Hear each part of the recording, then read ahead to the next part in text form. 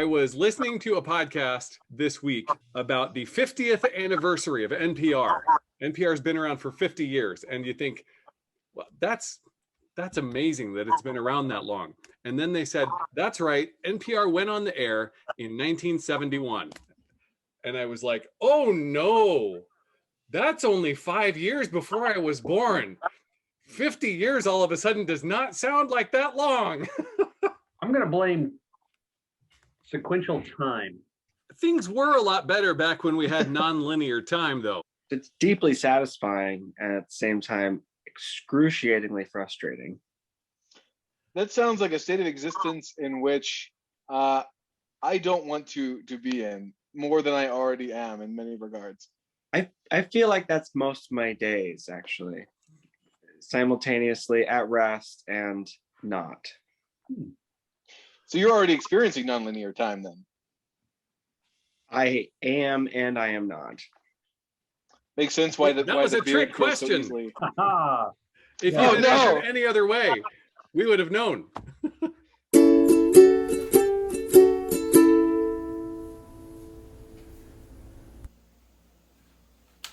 Hi everybody, welcome to Gildamy Street.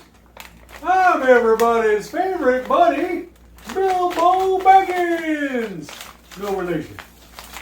Today on Gildamy Street, we're gonna learn how to count to 50. Ready? Here we go. 1, 2, 3, 4, 5, 6, 7, 8, 9, 10, 11, 12, 13, 14, 15, 16. It turns out that this year is the 50th anniversary of the Guild Theater. So we've assembled 3 of the other founding members of the Guild Theater. They've been around since the beginning. They left for a while, they came back, and now here they are. Guys, welcome back to the Guild after all these years. Thank you. I'm surprised to see the Guild still around, and that is not a comment on the Guild itself. It is a statement on the world in general. Glad to be back. John, is that you? It's been so long.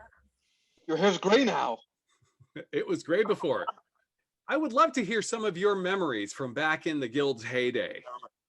I remember the sensational expertise of the choir that we had in the days of spontaneous songs, and those were beautiful days. We'd have 40 members in each octave range, and it was just spectacular. And we could simultaneously be farting with our armpits and spatting soliloquies.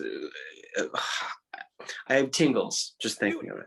It was like a wall of sound when all of those choir members got cranking. Yeah. Well, they were all, I thought it was particularly bold to have them all be tone deaf. I thought that was really what made our choir stand out from the others. It was as if the walls of sound were closing in on you, as if the trash compactor and on a detention level, perhaps. And that choir, it was actually one of the things we were known the most for until the accident. Well, which the accident is what led to one of my favorite memories, was pit prom, where because we had been performing on that sinkhole for so long, and the cacophonous wall of sound coming from the choir basically caused the whole earth structure underneath us to collapse. I thought pit prom was some of the best work that we had done. I still have fond memories of most of those folks that are still in the pit to this very day. I was actually buried below the pit for a number of those years. Kind of had to fight my way back to the top. It was harrowing journey. I'm pretty sure I remember like the final trial to get to the top was a hoedown. I'll have to say that. I mean, it's one of the more beautiful things that I ever saw. That hoedown that you did that day, Tim, It affected me so much, I actually had it tattooed on my ass. And I named 2 of my 3 children after that tattoo on John's ass. And I have made tattoos of Jason's children onto my taint. I never knew it affected you guys so much. The flood of emotions. This hoedown has not been heard since Tim's emergence from the pit in the mid-90s. The pit people would be proud. Proud pit people. I remember it like it was yesterday, Tim. And you remember the subject of it, of course? Because it was in the pit, it was the subject was olives. Is that right? That is correct. That is correct. And you avoided the trap that a lot of people would fall into. You didn't even attempt to rhyme olive with something, which I thought was really smart of you. And you kept talking the whole time you could have been using to prepare for this hoedown, and you just kept talking throughout the whole thing. And I thought that was a pretty remarkable choice to make. If it is okay with you, I would like to sing your hoedown that you escaped from the pit with. Oh my gosh, it would give me no greater pleasure than to hear it from the beautiful, beautiful vocal cords that remain within your body. I'm going to salute at the same time. A massive pain hit me just now when I bit. I rolled around with my tongue and found an olive pit. I spit that thing out of my mouth, but I'll tell you the truth. Along with it came 3/4 of a tooth. And that is what freed Tim from the pit. It is also what caused me to kick him back down into the pit. That's just one of the memories that we've had over the years. In fact, we have one more member that is waiting to join us. This is a special surprise. You did not expect to see her. Here she is right now. After 50 years, another founding member of the guild, it's Benita. Bonita, how the hell are you? Apparently, she's still connecting to audio is how she is. While we're waiting for her to connect all the way, I would love to hear some more memories. I was remembering that great suggestion we got from the audience that one time when we said, we need something from the junk drawer. And they literally threw nothing but cutlery and old batteries. I still have a battery embedded in my stomach from the force which they threw it.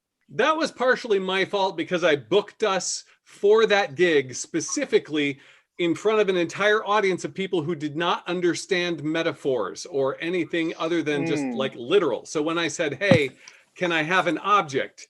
They threw actual objects. I'll come back later. That's the last thing I remember her saying before she left the first time. I fully expect now not to see Benita for another 25 years. Yeah. I remember this exact same thing happening 25 years ago. In fact, we have a clip of our 25th anniversary show.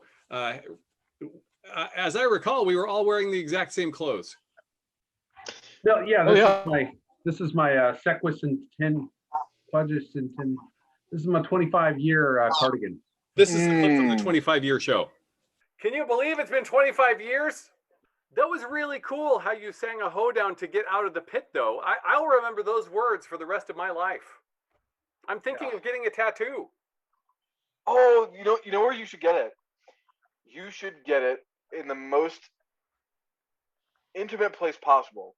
Yeah, there's a place on Mass Street. We're talking about exciting news. I'm expecting my second kid. What? Oh my God! Well, congratulations! That's insane. I thought you were going to stop at 1.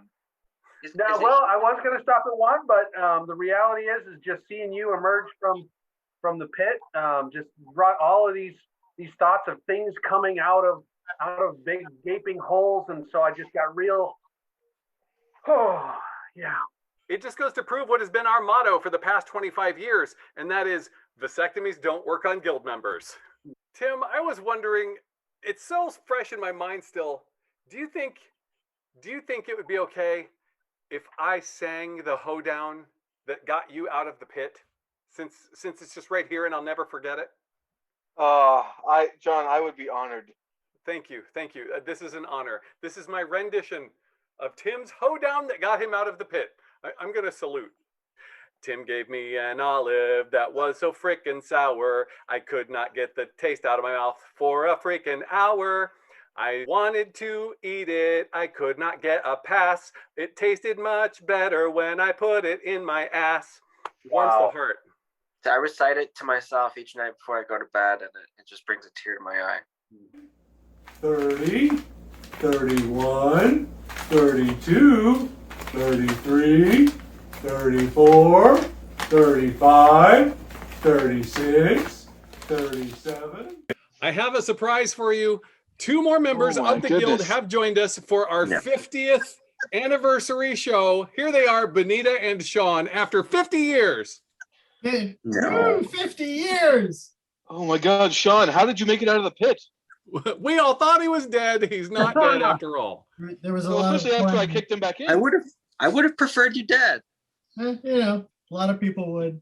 What have you been up to for the past 50 years? There was high school at one point, and then The Guild High School. That was a good time. high school, Guild Now, College. as I recall, Jason, you were also involved in the Guild High School, were you not? I was locker maintenance. So the locker accident that destroyed the high school falls squarely upon your shoulders. You could say that I was responsible. I'm not proud, but I'm not necessarily ashamed either. Things happen, and it is what it is. Now, Sean, you lost a rather significant body part in that accident, if I recall. Left testicle. That's the moneymaker. Well, It's the one that produces children. Well, it's the sinister one. Oh, it was the evil one.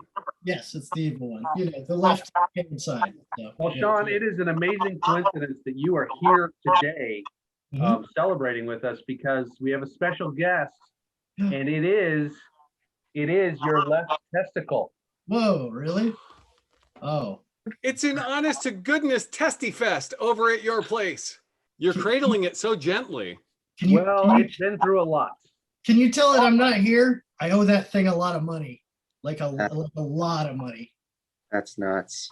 Benita, I have to ask you, as one of the founders of the Guild, which is now celebrating its 50th year in existence, it springboarded you to success. Oh, yes. What would you say is one of the highlights that the Guild made possible for your vast, vast career success? Well, it put me on the Ellen show. When I played that harmonica on Ellen with just my nose, that got me worldwide fame. I have 2 of your albums. That appearance on the Ellen show is basically what skyrocketed you to the vice presidency. We're wrapping up, and this has been the best 50-year show we've ever had. We're looking forward to the next 125 years. Jason, what do you think is in store for the Guild over the next 1.25 centuries? I fully anticipate that we are going to ask for a suggestion, and it's going to be non-food based.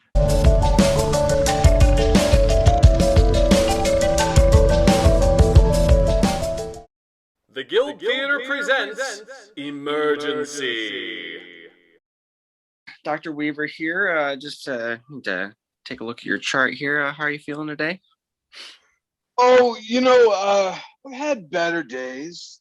Just myself and the whole Gunderson clan have kind of caught a bug recently. None of us know what it is or where it came from, but there's all of a sudden, and it comes in waves throughout the day. Mr. Gunderson, is it? Yes, Walter Gunderson. Do you have any next of kin that are in the area? Because I'm going to need to try to get some family history, and I don't know if I'm going to be able to get the truth out of you, frankly. My sometimes lovable brother is here. He's in the waiting room, actually, if you need to go talk to him. Nurse, my name is Jeruthia Gunderson. My brother is in the emergency room. Oh, which emergency room? I assume the one at this hospital. Well, there are 2 emergency rooms. Are they for different kinds of emergencies? No, they're both for emergencies. I'm worried sick. My brother, he's got fucking Ebola.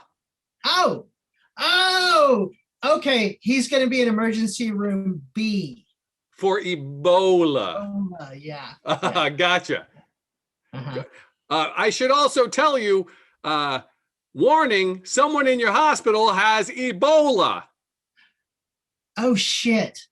There was a lot of spewing of things in the ambulance. Oh, God, that's what I slipped on a minute ago. Hang on, there are protocols we're supposed to follow with this. Oh, I hope your little booklet is laminated. So there's a lot of talk about an Ebola outbreak. I honestly haven't been to the emergency room yet. That's an emergency room B, right? We put the Ebola patients in Ebola. Ebola. Come on, it's the clearest system. Like my God, is B where we put the kids? Yeah, we put the kids in B for be a better kid. Thank goodness, a volunteer. I have to tell you, my brother, he just came in by ambulance, and you gotta help him. I'm just a volunteer. I need you to volunteer to help cure my brother. Kill your brother. I need you to help my brother. He has bonus eruptus. His skeleton is trying to escape his body through his mouth holes. I saw a cannabis plant outside that the gardeners didn't see. That's your solution for everything. Oh, it's the CBD, it's the cannabis. Just rub it on the area liberally, and if you happen to inhale some of the fumes, well, who's the wiser? Yeah. That place is a joke. It heals everything for me. My brother's gonna die here. Mr. Gunderson, you're right on time. We've got your results right here. Mm-hmm. Are you gonna tell me what I want to hear? Well, if you want to hear that you're an asshole, you're in luck. I knew it. I knew it. It all stems from that one day back in Topeka. You were bit by a rabid asshole? Felt like a family member's bite, though. You never forget what a family member's bite feels like. I don't like the cut of your jib, sir. I'm just looking for a medical professional somewhere instead of a flim-flam artist. You, sir, are the flim-flam artist. My brother is in here with exploding kidney stones. You can wear all the wigs you want, but I remember you from last week. Last week it was the runny diagnose area. And 3 weeks ago it was the pupillotomies. I know what you're up to. It's important that you be honest with yourself. You know, you're not gonna be this beautiful forever, and you need to be ready for when you die, because we all die. Jeruthia, we all die. Do not try to get inside my head. Say it with me. We all die. I can take you down to the morgue and show you a few. You're gonna die.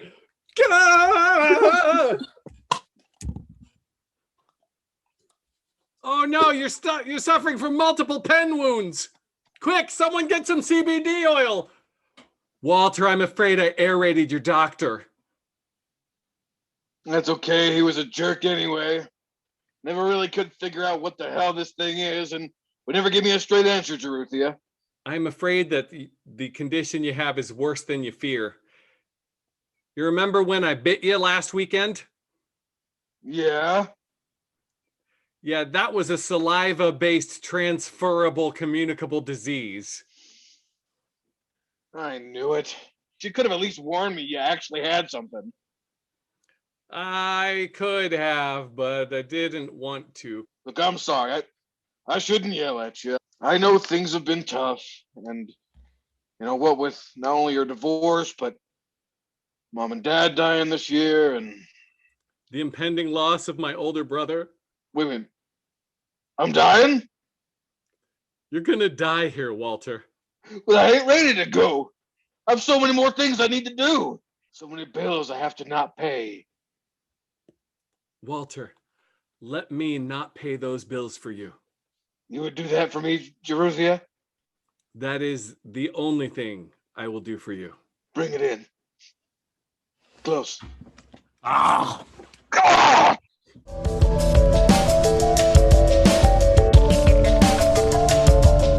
What's up, everybody? Berlonius K Dude here, coming at you with some hot life advice. You know, recently I was at the gym working out, as I often do, when a guy came up to me and asked me, "Hey, Polonius, first of all, love you, man." And I said, "Love you too." He said, "Polonius, I've been working out so much recently that I've gained the strength of 50 men." I told him, "That's awesome, bro. Never stop working out. Never stop following your passion." He said, "But now my muscles are so massive that everyone I have romantic interest in says that they're hideous and won't go out with me. What do I do?" Well, first of all, if your muscles are what's important to you, and work out even harder, and you keep putting on more muscles. Don't give that up, baby. You got to push that even harder. As for the dating part, well, I got something that I think will turn your life around. 3 simple words: date yourself. In the mood to not go anywhere on a Friday night, want to stay in, watch Gilmore Girls, eat cereal in your tidy whities, and play video games? Do it. You don't need another person for that. Want to go out for a romantic night in the town? Do it. Want to go out apple picking, frolicking through a field of flowers, doing laundry, hike a mountain, do some ice skating? Do it with yourself. I've been dating myself for 13 years, and I've never had a bad day. Sure, occasionally we fight, but we make up, and let me tell you, the makeup sex is amazing.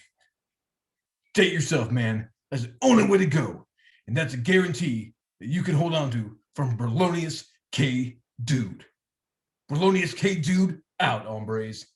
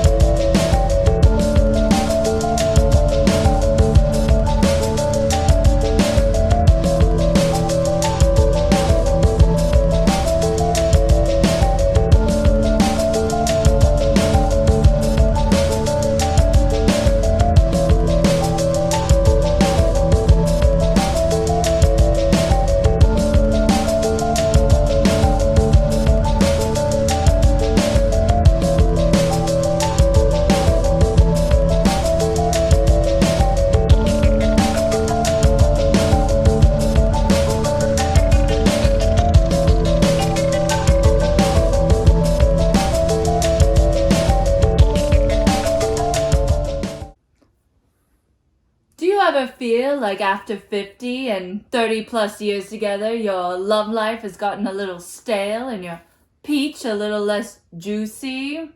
Don't you agree, lover Devin? I would agree, yes. Things have become less than optimal.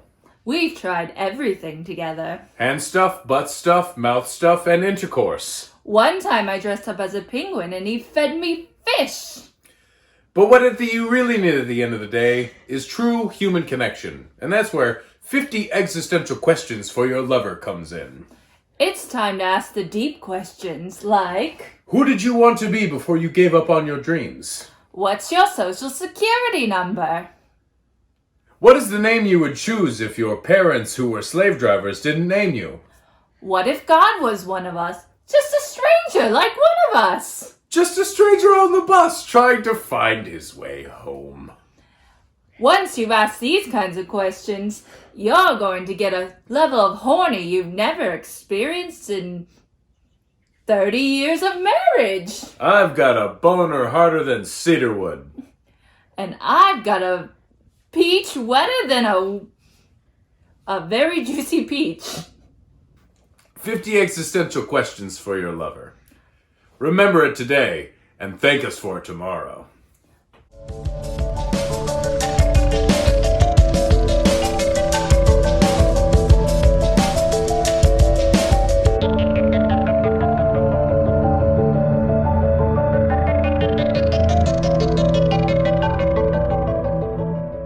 Eugene, welcome back to Sir Mimer. You've made it to the top 4. I mean, this is where I belong. I don't know why. This ain't surprising to anybody but you, frankly. It's just a foregone conclusion. I'm the winner. It's just a matter of time. It feels great being one of the final 4. This must be what the basketball players must feel like once they get to the final 4. Number 3 is going to be a little bit better, but really what I'm looking for is number 1. Number 1. That's where I want to be. I did the damn thing, and I'm so proud of everyone else for deciding I was worth it. Because I am. Thanks, guys. You're in the final 4 for Sir Mimer. Whoa.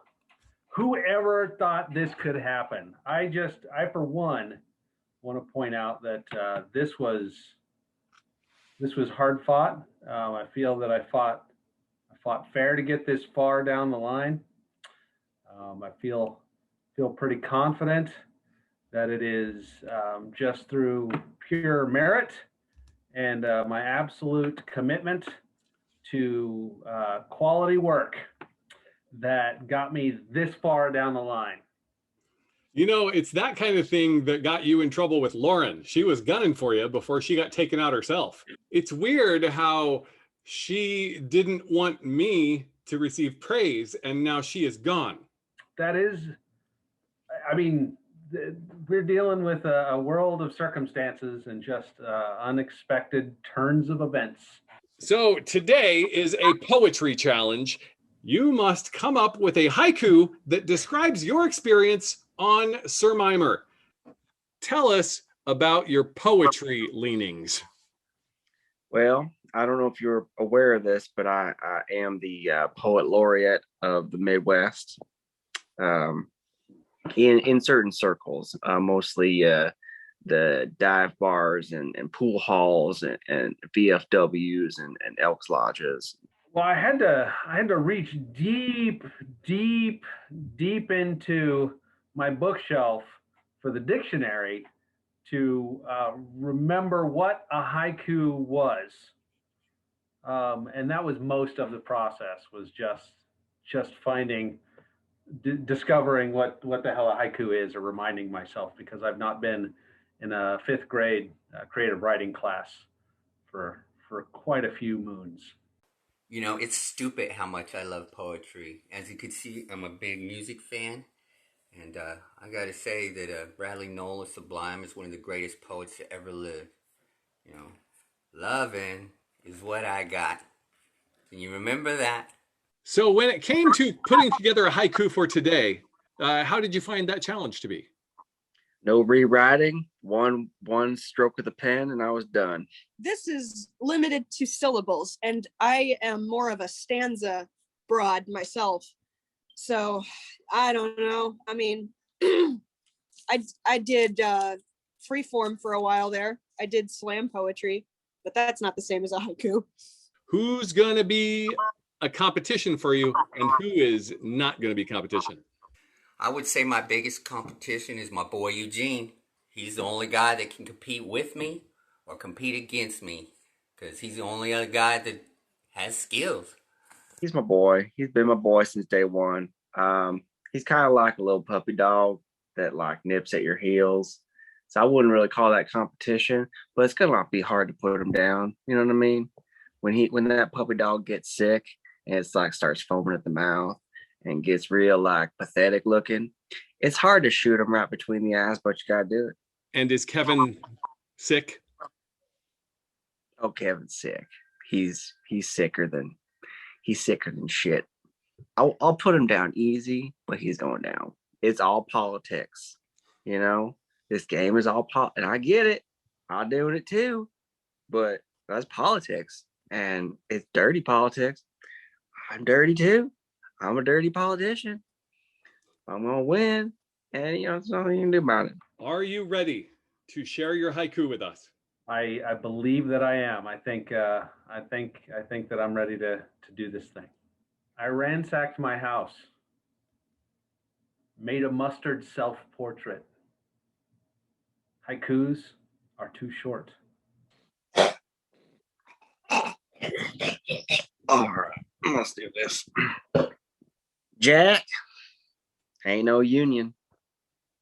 I surmise you all will lose. This is mine, ain't yours. I feel like I should lift my fingers up as I go with the syllables so I can prove it's right. I've had fun acting like an idiot in my house alone. Thank you. It is down to 4. Trapped inside, playing a game. John is the best host. How did you settle on the haiku that you created? Well, I remembered that I needed to write it about 10 minutes ago while I was going pee. And then I started thinking, okay, I know what a haiku is. It's syllables. And then I thought of words until the syllables fit correctly. And that's how it happened. Jason, what do you think your chances are of winning this week's challenge? I once wrote some poems for points. The winner, I hope he anoints this long-haired blonde guy. And that's why they call me Nantucket.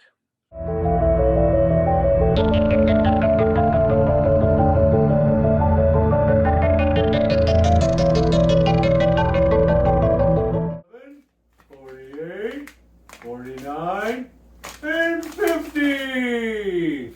We did it! Join us next time on Gilgamesh Street when we'll learn how to count to 1,000!